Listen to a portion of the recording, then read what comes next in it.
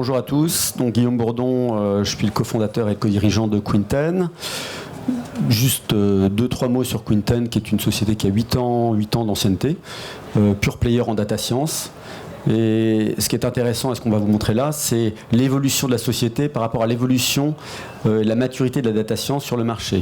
Quand on a commencé Quinten, on vendait du conseil outillé. On avait développé notre propre technologie d'algorithme d'intelligence artificielle et on adressait les sociétés qui avaient des problématiques de type j'ai des données, je pense que j'ai des questions, des réponses qui peuvent provenir d'une analyse innovante de mes données, et on délivrait des recommandations opérationnelles. Et on a basculé depuis 2 ans en mode on vend des outils conseillés en fait. C'est-à-dire que on vend des applicatifs métiers. C'est-à-dire que le résultat opérationnel de nos analyses, plutôt que de le vendre dans un rapport de type PPT, eh bien, on le vend dans un applicatif logiciel en fait, qui peut être une data vise, qui peut être un logiciel développé spécifiquement pour l'expert métier qui va utiliser les résultats qu'on aura générés par des analyses et qui nécessite un rafraîchissement en fonction des nouvelles données qui sont implémentés par le travail de R&D par exemple, ou de marketing ou autre. Donc là on va vous présenter un exemple d'outils qu'on a développé dans le domaine de la santé, en particulier la chimie médicinale, qui est déjà déployé d'ailleurs chez des acteurs comme Sanofi notamment. Et Quentin qui est là va raconter son histoire chez Quinten parce qu'il est aussi à l'origine de cette application métier en tant que chimiste à la base. Bonjour à tous, alors Quentin Perron, enchanté. Alors on va parler un petit peu de chimie aujourd'hui. Alors, la big pictures de Sanofi, de Quinten en chimie, elle a commencé avec Sanofi en 2010. Ils nous ont challengé sur un programme où ils avaient synthétisé 1600 composés en 2 ans. Et ils en avaient retenu 5 et ils voulaient voir ce qu'on était capable de sortir de ces données et est-ce qu'on aurait pu accélérer ce processus de recherche. Donc ils nous ont donné les 6 premiers mois d'analyse qui correspondent environ à 400 molécules. Et on a lancé l'analyse, on a extrait de ces 400 molécules, donc ces 6 premiers mois de travail, des informations clés qui aurait permis de diviser par 2 le temps de recherche qui suivait derrière et donc de trouver ces 5 composés en 400 nouvelles molécules au lieu d'en faire encore 1200. Donc fort de ce succès, on n'a pas arrêté de travailler avec eux sur différents sujets et donc ça c'est voilà pour l'histoire globale et la big picture et je vais rentrer un petit peu plus dans le détail sur ce qu'est la chimie médicinale et comment on les aide concrètement. Donc l'objectif de la chimie médicinale, c'est de trouver la molécule parfaite. Alors qu'est-ce qu'une molécule parfaite ? C'est une molécule qui va guérir une pathologie bien sûr, mais pour qu'elle guérisse cette pathologie, il faut qu'elle soit active, donc qu'elle touche le site actif. Il faut aussi qu'elle soit stable, parce que si elle rentre dans le sang et qu'au bout de 3 secondes elle est détruite, elle ne touchera pas sa cible, donc elle ne fonctionnera pas. Il faut qu'elle soit soluble, parce qu'on est quand même composé à plus de 80% d'eau. Il faut qu'elle soit perméable, puisqu'elle doit passer toutes les barrières, soit de l'estomac, soit les barrières de la membrane du cerveau.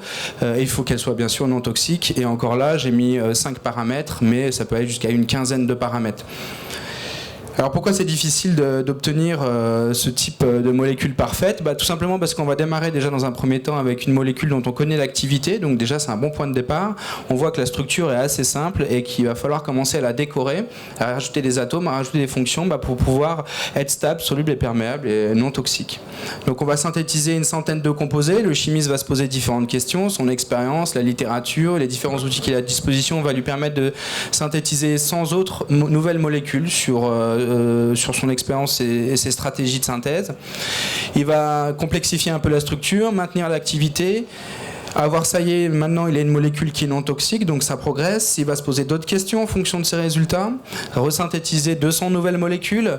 La structure commence à se complexifier. Malheureusement, comme on peut voir, il a perdu en activité, il a gagné en stabilité, en solubilité, il a maintenu la toxicité négative. Donc vous voyez que c'est des vases communicants, c'est un peu le principe du Rubik's Cube. On a une face qui est fixée, on est content, mais pour fixer les autres, il va falloir détruire la première face. Et c'est un petit peu le même principe qu'on a en chimie médicinale, et vous pouvez voir que ça peut se complexifier très très vite, et on a travaillé sur des projets avec différentes big pharma où on vous avait synthétisé 12 000 molécules, plus de 50 chimistes ont travaillé sur le projet Worldwide, ça a duré 5 ans et la molécule parfaite n'a toujours pas été trouvée. C'est des centaines de millions d'euros d'investissement et c'est extrêmement risqué. Ce sont des processus longs et complexes qui impliquent de nombreux acteurs. Et en fait, non seulement l'approche est complexe, mais on va voir pourquoi. Et il y a différents aspects qui rendent cette approche complexe. Alors quand on voit que la complexité elle augmente en fonction de parallèlement à l'apprentissage, donc ça à la limite c'est pas un problème tant qu'on apprend et que le problème est complexe, c'est pas un souci. Le problème c'est qu'au bout d'un moment l'apprentissage il évolue plus parce que la complexité elle devient vraiment croissante et on a besoin de nouvelles solutions. Et cette complexité elle va augmenter en fonction du nombre de molécules. Donc le volume de données est une problématique aujourd'hui en chimie, puisque quand vous avez 600 composés avec mesurés sur une quinzaine de paramètres, lire un fichier Excel, même avec des beaux outils de data visualisation, ça commence à devenir compliqué. Pour voir, la question que se pose un chimiste tous les jours, c'est quelle est la prochaine molécule que je synthétise demain au regard de mes données passées. Et ça, c'est relativement compliqué. On a aussi beaucoup d'hypothèses. Vous allez assister à un brainstorming de chimistes. Il y en a un qui va dire moi je pense qu'il faut rajouter ça, un autre qui va dire moi je pense qu'il faut rajouter ça, et savoir qui a raison c'est très difficile. Et c'est souvent des luttes d'opinion, et il y a un peu trop d'opinion finalement. Et le feeling ça coûte cher, parce que finalement d'avoir des stratégies basées sur des faits et des chiffres, ça n'existe pas en chimie. Et puis il y a aussi la communication et le partage. Quand vous êtes une compagnie internationale, que vous faites appel à des CRO et des sous-traitants pour synthétiser ces molécules, communiquer autour de votre projet ce qu'il faut faire, ce qu'il faut ne pas faire, c'est très difficile. Donc l'idée, et c'est pour ça qu'on a développé la solution, c'est-à-dire que la problématique au départ, c'est bien le cerveau progresse, et là on est dans ce qu'on appelle la serendipity, et c'est à partir de là que ça commence à coûter cher au labo pharma. Donc c'est pour ça qu'on a développé la solution USAR, pour essayer d'inverser ces deux courbes et qu'on continue à apprendre malgré les différents écueils qu'on peut avoir, que ce soit la quantité de données, les hypothèses, la communication et le partage. Donc en fait là on est vraiment au cœur de la data science. La data science, comme son nom l'indique, c'est vraiment c'est la science des données. Donc c'est autant de la data vis que de l'algorithmique et des mathématiques, mais aussi une vision métier et une vision stratégique. L'objectif c'est pas forcément d'avoir la meilleure AUC, mais pourquoi faire et pour qui et comment on va rendre service à l'expert métier. Répondre sous forme d'une équation, c'est pas souvent ce qui aide un expert métier, et c'est pour ça qu'on a développé un algorithme qui est le QFinder, qui est un algorithme contextuel et qui parle le langage de l'expert, et ça c'est aussi très important. Alors comment ça fonctionne avec les chimistes? C'est très simple, on leur a mis au point une data visualisation qu'on va voir juste après. On a fait une petite photo, parce que une petite vidéo, ça fonctionne en SaaS, donc il faut internet et tout ça, donc on a préféré faire une petite vidéo de quelques minutes. Donc c'est très simple, les données de chimie médicinale, il faut s'imaginer en ligne des molécules, en colonne la mesure sur la solubilité, la stabilité. Si c'est vert c'est bien, si c'est moyen c'est orange, et si c'est pas bon c'est rouge, donc c'est classifié comme ça. Et ensuite de ces molécules là on va calculer des descripteurs moléculaires, donc on va calculer des volumes, des nombres de liaisons, de carbone, des distances interatomiques, etc. Et on va ensuite lancer notre application. Donc le chimiste, lui, ces données-là, il les met dans le USAR Builder. Tout ça, ça se fait en SaaS. Il prend son CSV, il drag and drop dans le USAR Builder, et en moins de 2 minutes, il a sa data visualisation qui est construite. Donc ça, c'est déjà le premier point. Donc là, on n'a pas encore sorti de quintessence d'informations. Là, déjà, les données, elles sont rangées, elles sont classées avec toutes les options qui vont bien. La deuxième étape ensuite, c'est d'extraire de ces données de l'information. Donc ça, c'est la deuxième couche de la solution USAR, qui est la partie algorithmique. C'est-à-dire que le chimiste, il a synthétisé des molécules dans ces différents espaces de solubilité, de stabilité, de puissance, etc. Lui, ce qu'il cherche à faire, c'est synthétiser des nouveaux composés au milieu. C'est-à-dire qu'à l'intersection de tous ces espaces, pour avoir le composé idéal. Donc nous, toutes ces données, il les a déposées dans le USAR. Nous, avec notre QFinder et notre solution propriétaire, on va extraire des règles métiers, qui vont l'aider à localiser le sweet spot. Donc l'endroit où il a plutôt intérêt à creuser. Il faut imaginer un chimiste médicinal, c'est un petit peu comme un chercheur d'or. Il est face à une immense carrière, il peut creuser où il veut, peut-être qu'il trouvera de l'or, peut-être qu'il n'en trouvera pas. Nous, on l'aide à localiser le filon, et là où il a plutôt intérêt à creuser pour trouver le consensus sur tous ces paramètres qui peuvent être jusqu'à une quinzaine. Et donc on a développé le USAR, qui va lui permettre de faire ça. Et donc c'est vraiment un concentré de data science, puisque vous avez et de la data vise et de l'algorithmique derrière, mais aussi cette vision métier, cette vision stratégique de pilotage projet, ce qu'on va voir tout de suite. Donc le USAR, c'est une solution SaaS, comme vous pouvez le voir en haut. Donc on a un ID, un mot de passe, une double authentification sur son mobile. On travaille uniquement sur des données ultra sensibles, donc la protection et la sécurité, c'est essentiel dans notre business. Donc une fois que le Shimi s'est connecté, il a accès il a cette plateforme en vision. Ok. Je vais peut-être revenir en arrière.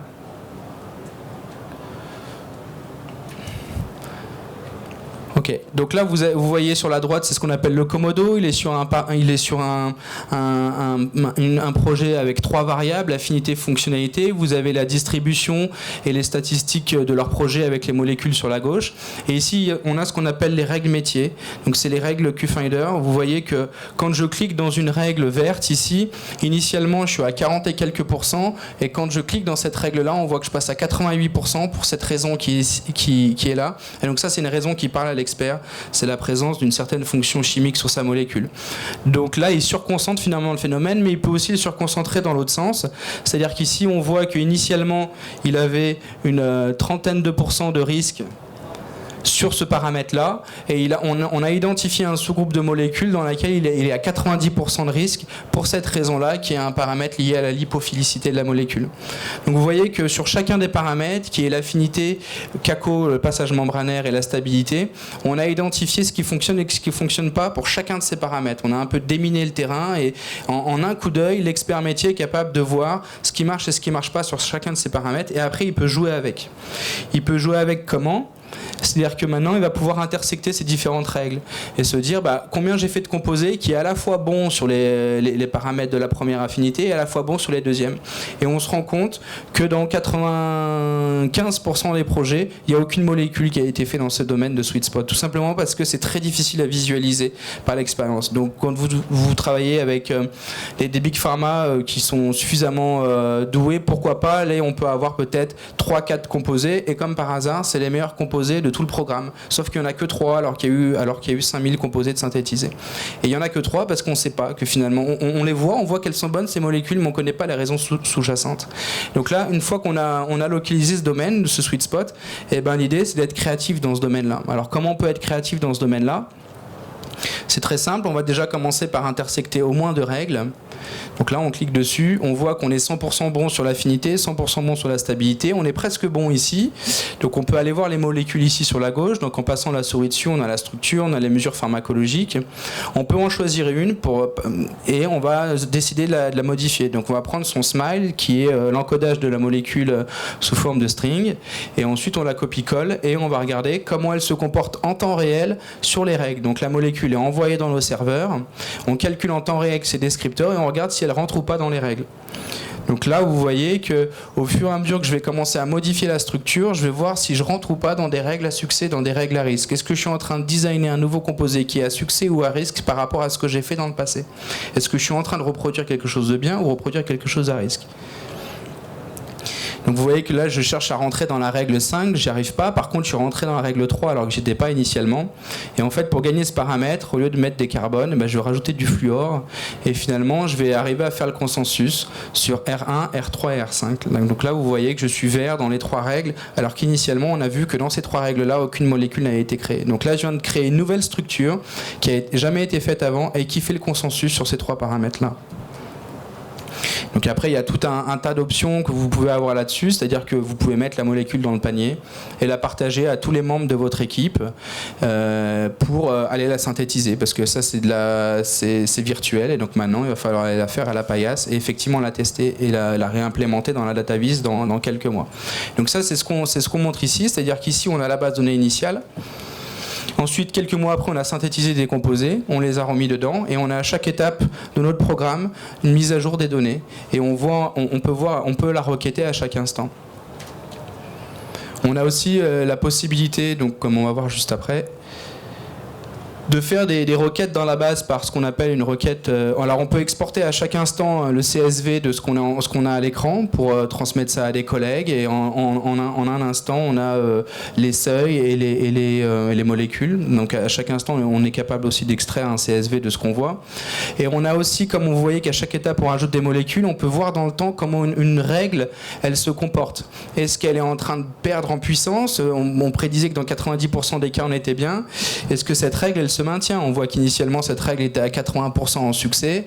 On a réimplémenté des nouvelles molécules sur cette sous-base, comment elle se comporte. Et on peut voir finalement si des pratiques à risque ou des pratiques à succès bougent dans le temps. Et effectivement c'est possible que ça bouge, tout simplement parce qu'on a changé de domaine de plan d'expérience et on est en train d'explorer une nouvelle voie. Mais en tout cas on peut le voir, et ça n'existait pas avant.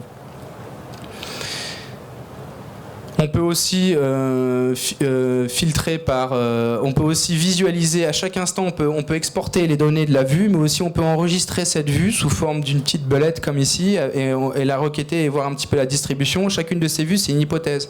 Est-ce que je peux synthétiser ça, ça et ça? On l'enregistre et on va voir comment cette hypothèse elle se comporte. Sur quel est le chemin intellectuel le plus prometteur pour la variable que je cherche à voir en CACO, en stabilité, et puis finalement quel est le chemin le plus prometteur sur les trois variables en même temps. Donc on peut imaginer aussi un arbre au bout d'un programme de plusieurs années, beaucoup plus grand, et on peut voir les chemins intellectuels et les chemins qui ont mené au meilleur composé. On peut faire aussi ce qu'on appelle des recherches par sous-structure, c'est-à-dire qu'on va prendre la molécule et puis on est capable de couper des morceaux et d'aller requêter la base et savoir combien de molécules ont au moins ce morceau. Donc là, je sauve cette sous-structure et je vais faire une requête dans la base et vérifier combien j'ai de molécules dans ma base qui ont au moins cette sous-structure. Donc là, c'est la présence de cette sous-structure, mais je peux aussi faire l'absence. Et je vois effectivement la distribution aussi en bon, moyen, mauvais sur chacun des paramètres. Et ça peut être une règle métier. Un expert chimiste peut te dire, moi je sais que chaque fois qu'il y a de ce groupe-là, c'est bien. Donc il peut la sauver et la sauvegarder, cette règle-là. On peut la sauver à chaque instant, ou on peut sauver une règle sous forme de variable. Donc c'est pas une sous-structure, mais ça va être un seuil. Par exemple, le volume de Van der Waals, je sais qu'à partir de, par exemple sur CACO, on voit que j'ai une distribution essentiellement verte. À partir de ce seuil-là, chaque fois que j'étais au-dessus de ce seuil-là, c'était des bonnes molécules, ça se voit, c'est visuel. Je peux sauver cette règle-là. Elle apparaît ici dans mon Komodo, elle est là. Et effectivement, quand je clique dessus, j'enrichis bien ma base de données par rapport à cette variable-là. Et cette règle-là, je peux la partager à toute mon équipe ici. Donc on peut très bien imaginer un labo qui a une dizaine de collaborateurs à travers le monde, qui sait qu'il y a une partie de la molécule qu'il ne faut surtout pas toucher parce qu'elle est protégée par certaines propriétés intellectuelles. Et il peut enregistrer cette règle, la mettre en rouge en disant attention, ne jamais synthétiser un composé qui a ça, et ça apparaîtra dans le U-Design, et quand il designera son composé, il verra si oui ou non il rentre dans cette règle-là. Donc c'est une façon très très simple de communiquer à toute une équipe ce qu'il faut faire ou pas faire. Donc voilà pour la présentation de cet outil. Dites-vous que ça, c'est un exemple qu'on a en chimie, mais des outils comme ça, on en fait dans tous les secteurs dans lesquels on travaille. Ces outils de data visualisation et de pilotage projet. Là, on a des molécules, mais imaginez que ça peut être des clients, ça peut être du churn, ça peut être alloué dans le market des ressources pour des campagnes publicitaires. Vous avez plusieurs paramètres, vous essayez de trouver le consensus. À chaque fois que vous cherchez à trouver le consensus, c'est ce type de technologie qu'on va utiliser. Peut-être Guillaume, tu souhaites compléter ? On aurait pu présenter une chose similaire avec M6 par exemple, puisque depuis 4 ans on travaille avec la Direction Générale des Publicités on a développé des outils pour optimiser l'efficacité de leur campagne TV. C'est d'ailleurs un produit sur lequel M6 communique qui s'appelle Return on Data, puisque toutes les agences médias, toutes les régies sont dans une démarche de s'équiper d'outils pour justifier des investissements auprès des annonceurs, des gros investissements, puisque les gros investissements sont principalement dans la publicité, pour justifier de l'efficacité des investissements publicitaires. Pareil pour les directions financières, où là vous êtes sur des problématiques de rolling forecast, de self-forecast, où il faut pouvoir développer des outils. En fait, vous avez un exemple là de ce que fait la data science.